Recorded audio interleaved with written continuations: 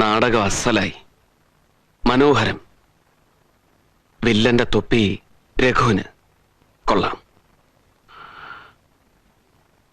അച്ഛൻ മരിച്ചപ്പോ എനിക്കൊരു കുറവും തോന്നില്ല.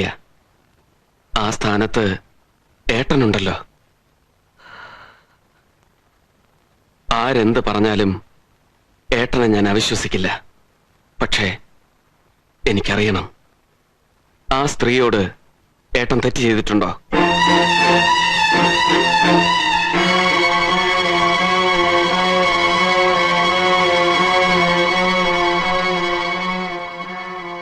മോനെ, ഏട്ടനെ പറ്റിപ്പോയി, തെറ്റ് ചെയ്തു പോയി. ഏട്ടൻ നിന്റെ കാല് പിടിച്ചപേക്ഷിക്കാം, എന്നെ തകർക്കരുത്.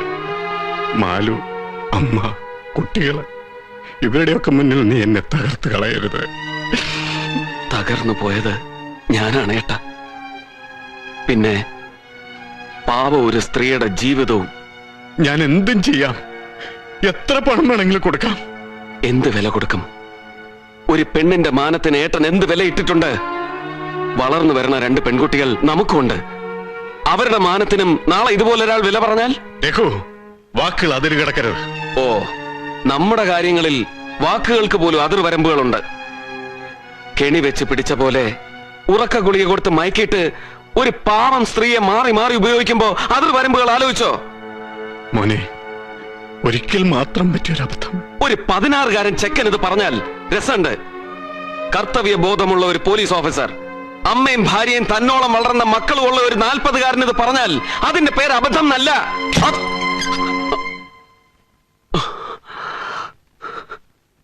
സത്യവും നീതിയും വിടാത്ത ഒരച്ഛന്റെ മക്കളാണ്. അതുകൊണ്ട് ലോകത്തിലുള്ള സർവ്വ ആളുകളുടെ പ്രശ്നങ്ങളും ദുഃഖങ്ങളും നീ ഏറ്റെടുക്കണോ? വേണ്ട. പക്ഷേ എന്താ പക്ഷേ? തുറന്നു പറയ്. ഇല്ല, ഒന്നും പറയണില്ല. എന്റെ മനസ്സിപ്പോ യുദ്ധം കഴിഞ്ഞ നഗരം പോലെയാ, ആകെ തകർന്നടിഞ്ഞ്. എനിക്കറിയില്ല എന്ത് ചെയ്യണം, എന്ത് ചെയ്യാൻ പാടില്ല.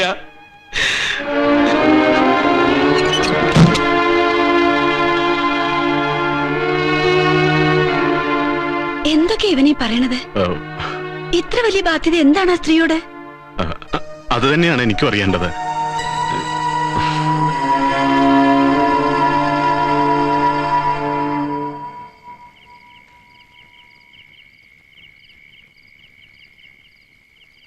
രഘു, അമ്മ ഉറങ്ങിയില്ലേ?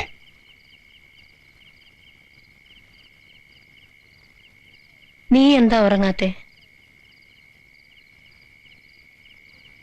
എന്താടാ നിനക്ക് പറ്റിയത്? അച്ഛന്റെ രൂപം മാത്രമല്ല, ആ സ്വഭാവം കിട്ടിയിട്ടുണ്ടെന്ന് എല്ലാരും പറയണ മോനാ നീ. കുടുംബത്തിന്റെ സൽപ്പേര്, ഏട്ടന്റെ സൽപ്പേര്, ഇതൊക്കെ നോക്കാണ്ട് എന്തൊക്കെയാ നീ ചെയ്യണേ? അതൊക്കെ ആലോചിച്ചിട്ടാണമ്മേ രഘുവിന് ഉറങ്ങാൻ പറ്റാത്തത്. തെറ്റാർക്കും പറ്റും. തെറ്റാണെന്ന് മനസ്സിലായ തിരുത്തണം. ആ പെണ്ണിന് പണമെങ്കിൽ പണം, എത്രയാ വേണ്ടെന്ന് വെച്ചാ കൊടുത്ത് പറഞ്ഞയക്കേ. എന്നിട്ട് ആ വീടും പൂട്ടിയിട്ട് നീ ഇങ്ങോട്ട് വാ. ലേഖയോ വിശാലാക്ഷിയോ അറിഞ്ഞാലത്തെ കഥ നീ ഒന്ന് ആലോചിച്ച് നോക്ക്. കഷ്ടം. എന്താ? ഒന്നുമില്ല അമ്മേ, ഒന്നുമില്ല.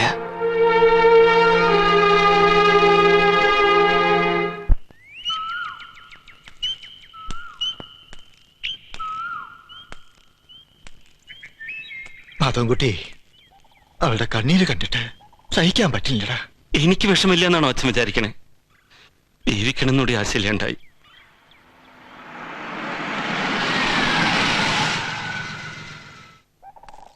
നമസ്കാരം. നിങ്ങൾ ഇന്നലെ വൈകുന്നേരം എത്തി, ഒന്ന് കണ്ടിട്ട് പോവാന്ന് കരുതി നിന്നതാ. കല്യാണമൊക്കെ ഭംഗിയായിട്ട് നടന്നു കിട്ടി. ആ മദ്രാസുകാർ എന്നും വരുന്നുണ്ട്. ഇന്നലെ വന്ന് ഞങ്ങളെയൊക്കെ കൊല്ലുന്ന ഭീഷണിപ്പെടുത്തി. ഓ, സീത ഇവിടെ വന്നു വിട്ടത് ഭാഗ്യായി. ഇവിടെ അല്ല, വേറെ എവിടെ ആയിരുന്നാലും അവര് കണ്ടുപിടിക്കായിരുന്നു. ഇനി നാട്ടിലെ പോലീസ് സ്റ്റേഷനിൽ ഒരു പെറ്റീഷൻ കൊടുത്താൽ മതി, അവര് നോക്കിക്കോളും. അല്ല, ഞങ്ങളിപ്പോ വിചാരിക്കണത് അവള് കുറച്ചു ദിവസം കൂടി ഇവിടെ നിൽക്കട്ടെ എന്നാ. ഇവിടെയാ? എന്തിന്? ഇപ്പൊ തന്നെ ഇതിന്റെ പേരിൽ ഞാൻ അനുഭവിക്കുന്നത് എനിക്ക് മാത്രമേ അറിയൂ. എനിക്കിനി ആരെ സംരക്ഷിക്കാനൊന്നും വയ്യ. ഞങ്ങൾക്ക് കുറച്ച് അസൗകര്യങ്ങളുണ്ട്. ചില കാര്യങ്ങളൊക്കെ ഒന്നുകൂടെ ആലോചിക്കണം. അതുവരെ അതുവരെ ഞാൻ ഏൽക്കണോ ഈ ബാധ്യത? അതൊന്നും ശരിയാവില്ല. വിളിച്ചോണ്ട് പോണം. ഞാൻ ആർക്കും ബാധ്യതയാവില്ല. ഞാൻ എങ്ങടെങ്കിലും പൊയ്ക്കോളാം. എങ്ങടെങ്കിലുവോ? നിനക്കെന്താ ഇവരുടെ വീട്ടിലേക്ക് പോയാല്? അതാ ഞാൻ പറഞ്ഞത്, ഞങ്ങൾക്ക് ഒന്നുകൂടി ആലോചിക്കണമെന്ന്. എന്ത്? ഇവളെ കൊണ്ടുപോകാൻ ആലോചിക്കണം നിങ്ങൾക്ക്? പെൺമക്കളുടെ കാര്യങ്ങളൊക്കെ കഴിഞ്ഞില്ലേ? ഇനിയെങ്കിലും ഇവൾക്കൊരു ജീവിതം കൊടുക്ക്. സാറേ, കേൾക്കുമ്പോ തോന്നും ദുഷ്ടത്തരാന്ന്. എന്റെ സ്ഥാനത്ത് നിന്ന് സാറൊന്ന് ആലോചിക്കണം. പലരും കൈവച്ചൊരു പെണ്ണിനെ കല്യാണം കഴിക്കാൻ എനിക്ക് ബുദ്ധിമുട്ടുണ്ട്. ഞാൻ വലിയ പുരോഗമനവും വിദ്യാഭ്യാസമൊന്നും ഇല്ലാത്തൊരു അമ്പലവാസിയാ. എന്നാലും മനസ്സെന്നൊരു സാധനം ഇല്ലയോടോ? ചെറുപ്പം മുതലേ സ്നേഹിച്ച് വളർന്നിട്ട് തന്റെ കുടുംബത്തിന് വേണ്ടി അവരുടെ യൗവനവും ജീവിതവും മുഴുവൻ പിടിഞ്ഞു തന്നിട്ട് ഇപ്പൊ ചണ്ടി പോലെ വലിച്ചെറിയണോ? മനുഷ്യനാണോ താനൊക്കെ? വെറും സാധാരണ മനുഷ്യനാണ് സാറേ. എന്നോട് പറയാണ്ടിരുന്നാ മതിയായിരുന്നു. എല്ലാം അറിഞ്ഞിട്ട് ഇനി എനിക്ക് സാധിക്കില്ല. നിനക്ക് മൂളയുണ്ടോടി? ഇവനോടൊക്കെ എല്ലാം തുറന്ന് വിളമ്പിട്ട്. വഞ്ചിക്കാൻ ഞാൻ തയ്യാറല്ല. സ്നേഹിച്ച പുരുഷനാണ്, നുണ പറയാൻ പഠിച്ചിട്ടില്ല. അതിന് നീ എന്ത് തെറ്റ് ചെയ്തു? ആരൊക്കെയോ ചെയ്ത ചതിക്ക് നീ എന്ത് പിഴച്ചു? എന്നാലും മറച്ചു വെച്ചാൽ മരണം വരെ എന്റെ ഉള്ളിലിരുന്ന് നീർന്നേറിപ്പോവുകയും ജീവിതം മുഴുവൻ എനിക്ക് സമാധാനം ഉണ്ടാവില്ല. കേട്ടോടോ? കേട്ടോ മാധവ? ഏത് ചെളിക്കൊണ്ടിൽ വീണാലും ഇവൾക്കൊരു മാലിന്യം ഏൽക്കില്ല. മനസ്സുകൊണ്ട് ഇവൾ പരിശുദ്ധയാണ്. അവളെ ഉപേക്ഷിക്കരുത്. പുറത്തു നിൽക്കണവർക്ക് അങ്ങനെയൊക്കെ പറയാം. സാറാണ് എന്റെ സ്ഥാനത്തെങ്കിൽ സാർ സ്വീകരിക്കും. സ്വീകരിക്കോടോ? നിറഞ്ഞ മനസ്സോടെ സ്വീകരിക്കും, മനുഷ്യനായതുകൊണ്ട്. അങ്ങനെയാണെങ്കിൽ സാറും കെട്ടിക്കോ. അത്ര വലിയ മനുഷ്യസ്നേഹിയാണെങ്കിൽ ഇവളെ ചതിച്ചു വഞ്ചിച്ച ആ തെണ്ടികളോട് ചോദിക്കണം. അവരെ കൊണ്ട് പരിഹാരം ഉണ്ടാക്കിക്കണം. അങ്ങനെയാണെങ്കിൽ താൻ ആണാണ്. അല്ലാതെ എന്നെ പോലെ ഒരു പാവത്തിനെ തല്ലി സമീപിച്ചോണ്ടൊന്നും കാര്യമില്ല. ഒരക്ഷരം നീ മിണ്ടരുത്. നന്ദിയില്ലാത്ത ചെറ്റകള്, ഇറങ്ങി പോടാ.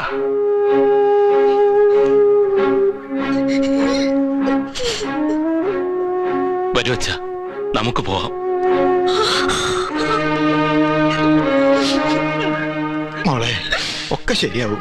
അമ്മാവ് അവനൊന്ന് പറഞ്ഞ് മനസ്സിലാക്കട്ടെ, എന്നിട്ട് അമ്മാവ് വരാം. ഓ, ഇനി താൻ പറഞ്ഞ് മനസ്സിലാക്കിയിട്ട് വേണം അവന് മനസ്സിലാവാൻ. ഭംഗി വാക്കൊന്നും വേണ്ട. നിന്ന് താളം ചവിട്ടാണ്ട് ഇറങ്ങി പോടോ. ഒരമ്മാമ മോങ്ങാണ്ട് പോടിയാത്ത്. ഒരു ജീവിതം മുഴുവൻ വണ്ടിക്കാളെ പോലെ വലിച്ചിട്ട് ഇപ്പൊ കിട്ടിയില്ല. കണ്ണീരും കഞ്ഞിയും ഒപ്പം പങ്കുവെച്ച് തരൂത്രേ. ഇപ്പൊ പങ്കുവെക്കാണ്ട് മുഴുവനായിട്ട് തന്നൂല്ലോ കണ്ണീര്. മുഴുവൻ അങ്ങോട്ട് കുടിക്കേ.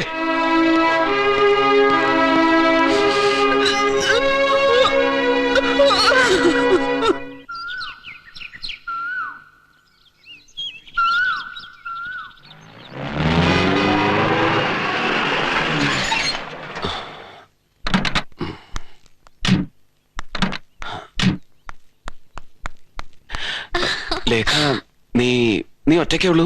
എന്താ ഒറ്റയ്ക്ക് വന്ന എന്നെ ആരെങ്കിലും പിടിച്ചോ? ഒളിഞ്ഞു നോക്കാണ്ട് വണ്ടി ചെന്നിരിക്കും രാമുണ്ണേരെ. പാലക്കാട് എന്റെ 1-2 ഫ്രണ്ട്സിന് ഇൻവിറ്റേഷൻ കൊടുക്കാണ്ടെന്ന് പറഞ്ഞ് മുങ്ങിയതാ. സാറിന് എന്താ ഇവിടെ ഇത്ര തിരക്കിട്ട് ജോലി എന്നൊന്നും അറിയണമല്ലോ. എന്താ കിടന്ന് ചമ്മണേ? ഹേയ്, ചമ്മാനെന്താ? വാ, എന്റെ മുറിയിലിരിക്കാം. ആ, നിക്ക്. ഞാനൊന്ന് പരിശോധിക്കട്ടെ. 3-4 ദിവസം ഒരു പെണ്ണു വന്ന് താമസിച്ചിട്ട് പോയതല്ലേ. കല്ലും ഇരപ്പിനും ചുണ്ടലിയൊക്കെ എവിടെ? അവര് തോട്ടത്തിലുണ്ട്, അവിടെ പണി നടക്കുക. എന്നിട്ട് സാർ ഇവിടെ ഒറ്റയ്ക്കൊന്ന് സ്വപ്നം കാണായിരുന്നു. അല്ല ലേഖ,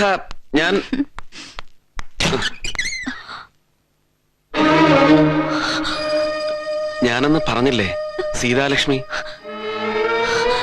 ഇവര് രക്ഷപ്പെട്ട് ഓടിപ്പോയിന്നല്ലേ പറഞ്ഞേ? അത് നുണയായിരുന്നല്ലേ? അല്ല, വീണ്ടും തിരിച്ചു വന്നു. അത് നിന്നോട് പറയാൻ പറ്റിയില്ല. പിന്നെ നമ്മൾ കണ്ടില്ലല്ലോ.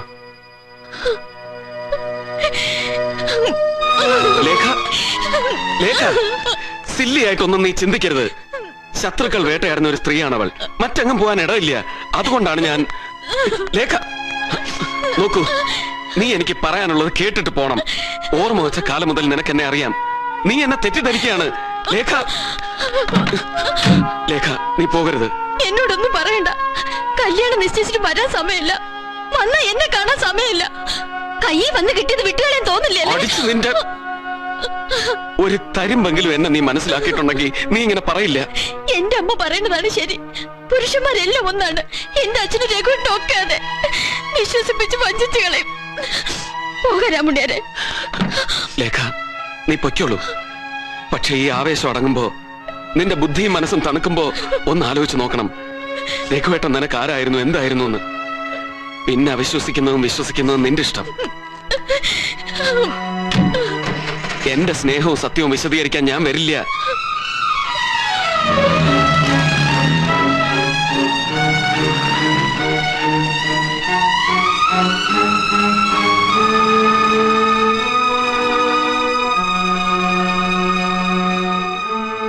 ആ കുട്ടി തെറ്റിദ്ധരിച്ചു അല്ലേ? കഷ്ടം, ഞാൻ സംസാരിക്കായിരുന്നു. എന്തിന്?